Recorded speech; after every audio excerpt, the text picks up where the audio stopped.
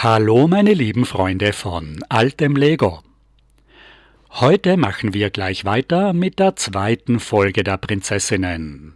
Mit dem ersten Lego, das meine Tochter gehabt hat. Und mit dem großen Dornröschenschloss, das ich für sie damals zum Geburtstag selbst gebaut habe. Nach meiner eigenen Vorstellung aus 3.500 Teilen. Mit einigen Spezialteilen aus der damaligen Zeit. Dornröschens Schlafzimmer 41060 war 2015 das erste richtige Lego-Set, das sich meine Tochter gewünscht hatte. Es gab damals alle möglichen Schlösser, aber Dornröschen hatte nur ein Schlafzimmer allein. Das einzelne Fenster im kleinen Set ist ein idealer Ausgangspunkt für ein ganzes neues Schloss.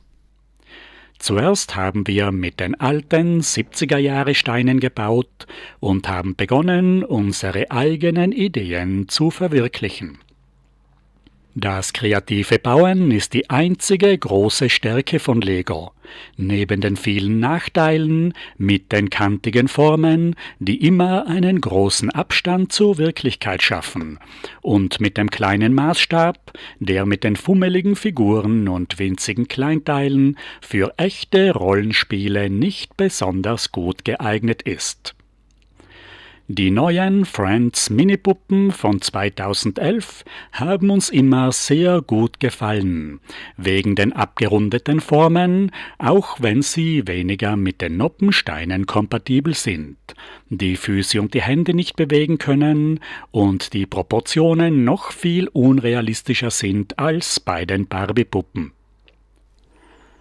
Ausgehend von Dornröschens Schlafgemach habe ich für meine Tochter zum Geburtstag ein ganzes Dornröschenschloss gebaut. Im Dachgeschoss ist das große Zimmer von Dornröschen mit dem Spinnrad, dem großen Himmelbett. In das linke Turmzimmer kann man den Schminktisch hineinstellen und im rechten könnte man das Fensterbrett einbauen. Hinten steht ein großer Kleiderschrank, hinter den Türen hat er eine Reihe Werkzeughalter und unten 4 Schubladen für die ganzen Kleinteile, die Prinzessinnen so brauchen. Wie es sich für ein richtiges Dornröschenschloss gehört, ist es innen und außen von vielen Rosenranken zugewachsen. Die Deckenplatten liegen auf einem stabilen Wabengerippe aus 4 Lagen schmaler Einserplatten. In jedem Schloss braucht es natürlich einen großen Festsaal, üppig dekoriert mit vielen bunten Lampen auf prunkvollen Kronleuchtern, Wandlampen und Lichterketten. Ich habe mich schon oft gefragt, wie diese Beleuchtung wohl aussehen würde, wenn man einzelne von den Lampen mit den neuen Mikrodioden verkabeln würde.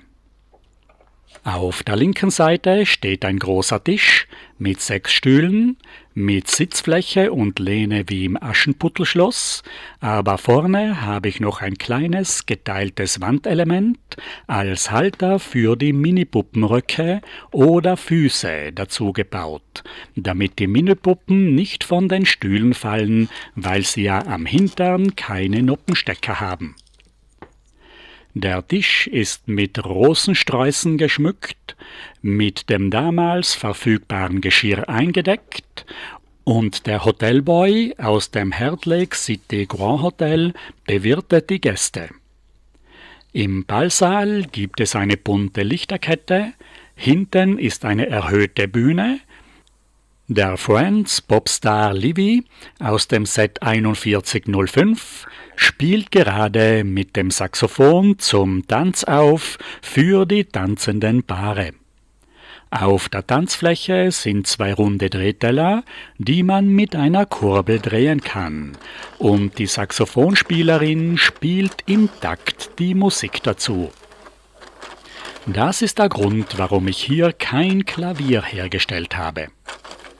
Ursprünglich wollte ich einen Motor und Beleuchtung einbauen, aber das Schloss sollte nicht so groß werden und das war die kleinste Getriebelösung, die ich unauffällig in die Decke einbauen konnte. Im Erdgeschoss gibt es auf der rechten Seite die Schlossküche, rechts an der Wand ein Ofen, hinten ein Geschirrschrank, in der Mitte der Küchentisch und am Boden eine Rattenplage. In der Mitte ist die große Einfahrt aus dem Schlosshof mit 2 massiv gebauten Torflügeln mit Fenstern und Handgriffen zum Aufmachen. Links davon ist der Thronsaal für den alten König, der in keinem Märchenschloss fehlen darf. Ich habe ihn mit Hermelinkragen, Bart und Krone vom König aus der Minifigure-Serie 13 von 2015 zusammengestellt. Die Kopfbedeckungen der Minifiguren und der Minipuppen sind ja kompatibel, auch wenn es etwas puppenhaft aussieht. Wie wir hier beim alten Nasalhelm von 1978 sehen, den ich auf die Palastwache gesetzt habe. Die Seitenwände des Dornröschenschlosses sind von großen Rosenranken bewachsen. An der Seite der großen 48x48 Grundplatte steht ein weißer Gartenzaun. Auf der Vorderseite des Schlosses haben wir den großen, zweiseitigen Feststiegenaufgang zum Ballsaal. Darunter ist in der Mitte das große Einfahrtstor mit 2 großen gebauten Torflügeln auf Scharniersteinen zum Aufklappen. Links und rechts gibt es in der Wand 2 kleine Brunnen für die Froschkönige mit goldenen Wasserhähnen und Muschelbecken. Links und rechts kommt man über die 2 großen Feststiegenaufgängen zum großen Zentralbalkon, von dem man direkt von außen in den Festsaal im 1. Stock hineinkommt. Über dem Ballsaal liegt schon das Dachgeschoss mit dem Schlafgemach von Dornröschen, mit 2 großen Dachfenstern, in der Mitte ein schön geschwungener Giebel mit einem Balkon. In den Giebel würde die Aschenputteluhr hineingehören. Links und rechts gibt es 2 große Ecktürme mit 2 Balkonen, gewissermaßen als Rapunzeltürme. Ihr könnt hier ganz leicht den Baustil und die Teile von 2015 erkennen. Aus dem Friends Heart Lake Grand Hotel 4101 stammen die neuen runden Fensterbögen, die goldenen Säulen, die Geländer und das violette Dach. Auf allen Spitzen habe ich transparent dunkelrosarote Prinzessinnenherzen aufgesteckt und auf den hohen Turmspitzen 2 große violette Eiskristalle der Eiskönigin. Und die rosa 1x3 Bögen für das Stiegengeländer und die Schweife für die Fensterstürze sind von der Unikitty-Figur aus dem Lego-Movie von 2014. Alle diese notwendigen Spezialteile habe ich damals in unglaublich hoher Anzahl besonders günstig einfach direkt beim Online-Lego-Teileshop bestellt. Ich habe ungefähr 3500 Steine für das Modell gebraucht, das ich in der einfachen 70er Jahre Bautechnik auf einer flachen Grundplatte, ohne Paneele und ohne Verbundsteine, ohne Snottechnik und ohne schräge Platten als Dächer ganz solide Stein auf Stein aufgemauert habe. Ursprünglich habe ich das Schloss eigentlich als Modulhaus geplant, später mit 2 zusätzlichen hinteren Ecktürmen, die man zu einer breiten Fassade ausklappen kann. Aber zum Schluss habe ich es auf ein halbes kleines Schloss reduziert, das in der Mitte durchgeschnitten und hinten offen ist und in der Puppenhaus-Regalbauweise von hinten frei bespielt werden kann oder auch umgedreht ausgestellt werden kann, was bei einem Modulhaus nicht möglich ist. Ich habe das Modell damals noch mit einem alten Lego Digital Designer konstruiert, mit dem man ja früher ab 2005 als Lego Factory oder Design by Me eigene Modelle konstruieren und bei Lego bestellen konnte. Anfang 2012 wurde dieser Lego-Service eingestellt, 2014 war das Programm schon wieder ausgelaufen und es gab nicht mehr die aktuelle Steineauswahl. 2 Monate lang habe ich am Projekt geplant und 2 Monate habe ich für den Bau gebraucht. Passend zum Schloss habe ich natürlich noch eine solide Kutsche dazu gebaut, mit einigen Teilen aus der Aschenputtel-Kutsche 41043 von 2014.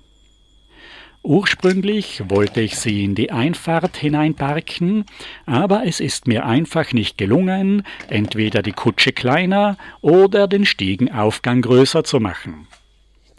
Die 2 Pferde tragen an der Stirn das Diadem vom Aschenputtel-Set. Sie haben am Kopf einen schwarzen Zaum. Am Zügel ist mit einem Werkzeughalter die Leine für den Kutscher befestigt. Die Deichsel habe ich sehr beweglich und stabil gebaut. Der Lenkeinschlag ist natürlich wegen den sehr großen Vorderrädern ziemlich gering. Wie bei der Aschenputtel-Kutsche sind an den kleinen Armen Einstiegsstufen befestigt und hinten gibt es eine goldene Gepäckstruhe. Am Kutschbock gibt es 2 Sitzplätze, vorne 2 Halter für die Peitsche und für die Zügel. An den Seiten gibt es 2 einfache 2x2 Autotüren zum Einsteigen. Rundherum sind 6 einfache Glasfenster eingebaut. Das Dach mit dem Gepäcksträger kann man abnehmen. Und im Wagenkasten gibt es 4 Sitzplätze, wo die Mini-Puppenfüße stabil in die geteilten Wandelemente eingeklemmt werden können. Wir lassen jetzt noch Ariel und Erik einsteigen. Und die Kutsche ist mit 4 Personen voll besetzt. Am Kutschbock hätte noch ein 6. Mitfahrer Platz. Wir setzen jetzt das Dach wieder auf, schließen die Seitentüren und der Kutscher kann jetzt wieder abfahren. Ich prüfe noch schnell die Zügel und der Kutscher kann mit der Peitsche die Pferde antreiben. Da ist mir damals wirklich ein robustes, einfaches Modell gelungen, ganz ohne besonders ausgefeilte Bautechnik. Zu den Friends Minipuppen gab es 2012 schon neue Pferde mit abgerundeten Formen. Im großen Reitstall 3185, weil die alten, eckigen Pferde von 1984 wegen den Kanten nicht mehr zu den Minipuppen passen. Andererseits ist der nur eine Noppe breite Sattel für die Minipuppenfüße viel zu schmal. Deshalb braucht es einen neuen 2 Noppen breiten Sattel, der aber viel zu niedrig für die überlangen Minipuppenbeine ist. Die aufrecht bis zum Knie im Sattel stehenden Minipuppen schauen absolut unrealistisch und lächerlich aus. Die Pferde haben wie alle Friends-Figuren verschiedene 1 mm Stecker für Schmuckstücke und Haarschleifen. Das Problem ist, dass diese Haarschleifen sehr schmale Stecker haben, die leicht abbrechen, und es ist sehr schwierig, die abgebrochenen Stecker wieder aus dem verstopften Loch herauszubekommen. Ein 1 mm Bohrer ist viel zu dick, damit würde man die Figur beschädigen. Man braucht einen möglichst dünnen Bohrer, mit dem man den abgebrochenen Stift möglichst mittig anbohren kann. Ich habe hier einen halben Millimeter Bohrer. Der Stift ist aus relativ weichem Kunststoff und wenn man ihn genau mittig trifft, dann bekommt man ihn sehr leicht aus dem Loch heraus.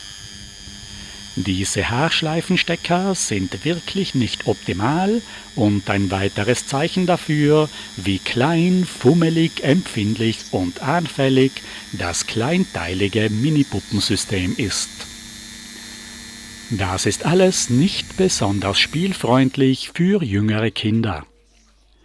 Das zweite Problem bei den Pferden ist, dass man auf den 1 mm Stirnstecker kein 3,18 mm Einhorn aufstecken kann. Hier hat der Bohrer auch gute Dienste geleistet, ich habe den Stecker einfach aufgebohrt. Und hier sehen wir noch eine Fohlenfigur von 2013. Das war jetzt der interessante Teil für heute mit dem selbstgebauten Prinzessinnenschloss, mit einigen Einschätzungen und einigen Basteltipps. Im zweiten Teil des heutigen Videos schauen wir uns noch 2 Prinzessinnen-Sets an, von der Schneekönigin und von Vaiana. Lego begann mit der Eisköniginnenwelle im Jahr 2015 und Vaiana kam 2016 ins Kino. Das waren damals also 2 aktuelle Themen für meine kleine Tochter. Wir haben uns aber nicht die großen Sets mit den unterschiedlichen Schlössern gekauft, die man kaum kombinieren oder umbauen kann, sondern vor allem die kleineren Sets mit den Figuren, Kleinteilen und Fahrzeugen. Die Eiskönigin kam am 1. Januar 2015 heraus und hatte einen besonders empfindlichen, glitzernden, hellblauen Stoffumhang mit nur einem Loch, das immer sehr schnell ausgerissen ist. Elsa hat einen größeren Mantel mit 3 Löchern, der sehr stabil und fest ist, aber die Figur kann mit dem Mantel nicht in den Schlitten sitzen. Sie hat eine besondere dreifarbige Zöpfefrisur mit Fellhaube. Christoph hingegen ist eine ganz einfache Friends-Standardfigur und am Oberkörper ist ein einfacher Wollpullover aufgedruckt. Dafür hat Anna und Elsas lebendiger Schneemann Olaf Schmolz einen eigenen Kopf bekommen, mit einem orangen Einhorn als Karottennase und der Körper ist aus weiteren 6 Teilen gebaut. Eine weitere besonders große und nette Figur ist das Rentier Sven. Selbst zusammengebaut haben wir uns Elsas Schneemonster Marshmallow, das den Eispalast bewacht. Es hat mit Gelenken bewegliche Arme und Beine und das Gesicht ist ein Aufkleber. Den Schlitten aus Anna und Christophs Abenteuer 41066 von 2016 haben wir uns ohne Okens Geschäft selbst nachgebaut. Mit dem Rentier Sven, den Eislieferanten Christoph, Prinzessin Anna und ihrem lebendigen Schneemann Olaf. Der Schlitten fährt auf dunkelblauen Hubschrauberkufen. Er hat eine magentafarbene Scherenanspannung für das Rentier Sven. Das Geweih ist wie gesagt aus elastischem Kunststoff und im Mund hat er eine Karotte als wichtigste Motivationsquelle. Eine zweite steckt im Futtersack seitlich am Schlitten. Im Schlitten gibt es 2 Sitzplätze. Christoph hat seine Laute zur Unterhaltung dabei und hinten links seitlich am Schlitten hängt die Spitzhacke, mit der er am See das Eis abbaut. Die Eisblöcke lädt er hinten am Schlitten auf 2 Noppen auf und bringt sie in die Stadt zum Verkaufen. Hinten rechts am Schlitten hängt eine Fackel.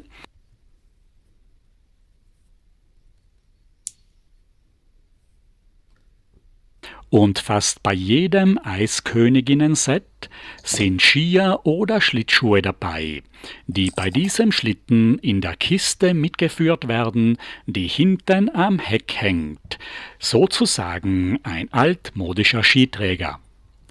Es sind meist keine Skistöcke dabei, aber diese Minifiguren-Utensilien kann man auch ganz gut für die Minipuppen verwenden.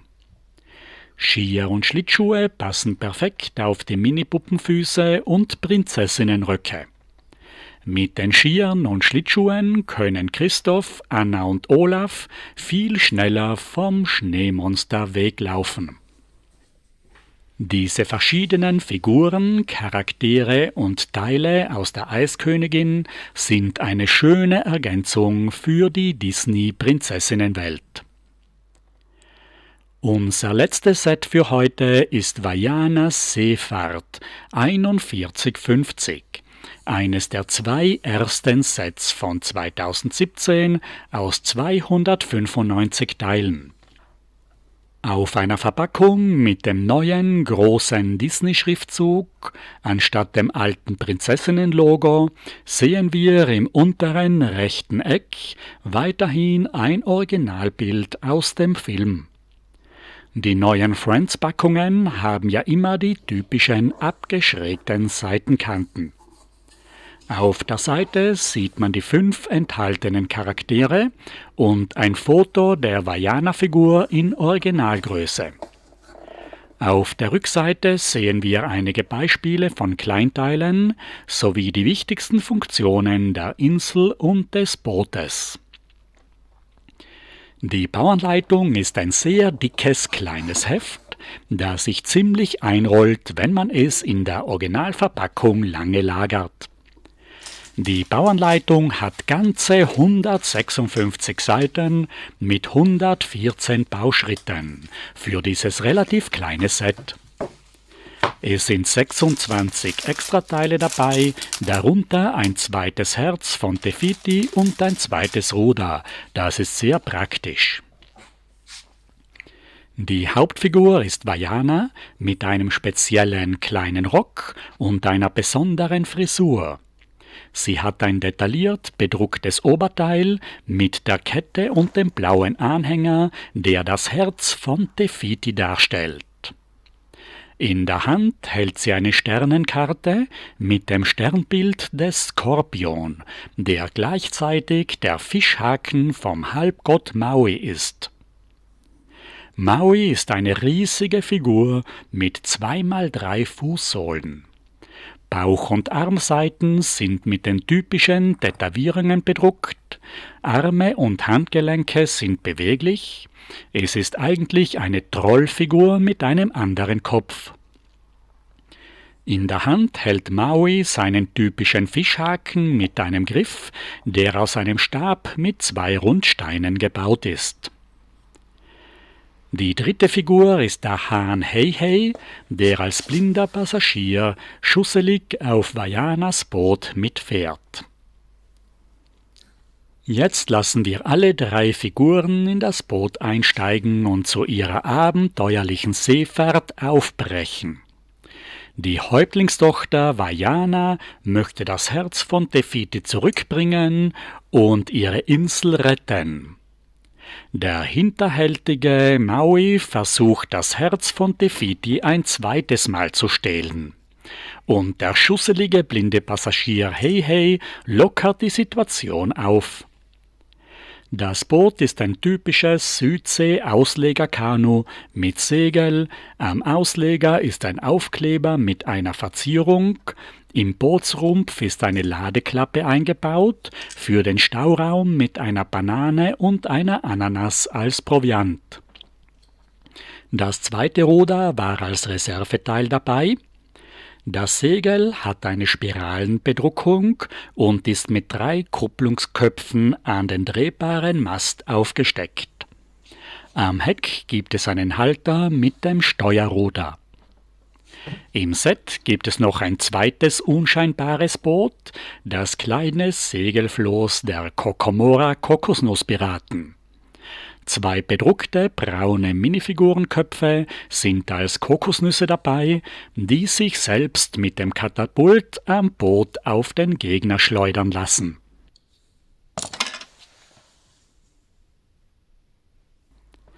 Das Ziel der abenteuerlichen Reise ist die Mutterinsel Te Fiti, die Göttin des Lebens, der es leider gar nicht gut geht, weil Maui ihr das Herz gestohlen hat. Der ausgetrocknete Kopf der sterbenden Muttergöttin ist auf einem kleinen Minifiguren-Ritterschild abgebildet. Darunter gibt es die leere Klappe, aus der Maui das Herz gestohlen hat. Vaiana bringt das Herz von Te Fiti wieder zurück, wenn wir der Göttin des Lebens das runde, grüne Spiralherz wieder zurückgeben, dann können wir oben den Kopf umdrehen. Die Insel grünt und blüht wieder auf und Vaianas Welt ist gerettet. Die schöne grüne Insel mit den 3 Palmen und den 2 Sträuchern ist eine nette Spielfunktion mit der Klappe und dem drehbaren Kopf. Es ist ein wunderschönes Spielset zum Filmen, allerdings fällt mir auf, dass hier viele brüchige Teile dabei sind, obwohl wir mit diesem Set nicht mehr gespielt haben als mit anderen. Vaianas linke Handfläche ist einfach abgebrochen.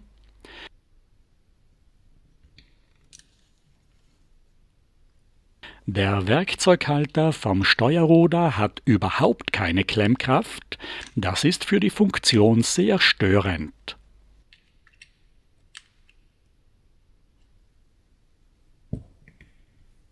Und beim großen, hellgrünen Palmwedel hat der Halter einen Riss bekommen und hält überhaupt nicht mehr.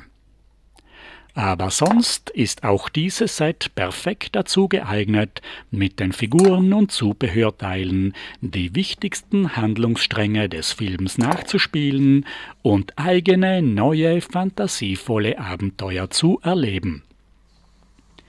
Mit diesen 2 Prinzessinnen-Sets sind wir heute auch schon wieder am Ende dieser Folge angelangt. Und in der nächsten Folge geht es munter weiter mit der Lego Friends Spielwelt.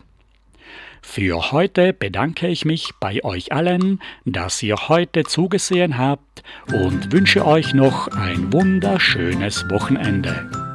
Auf Wiedersehen! Wer will altes Spielzeug sehen, der muss zum Spielzeugklassiker gehen. Der muss zum Spielzeugklassiker gehen. Playmo, Lego, alt und schön, ich freu mich auf ein Wiedersehen.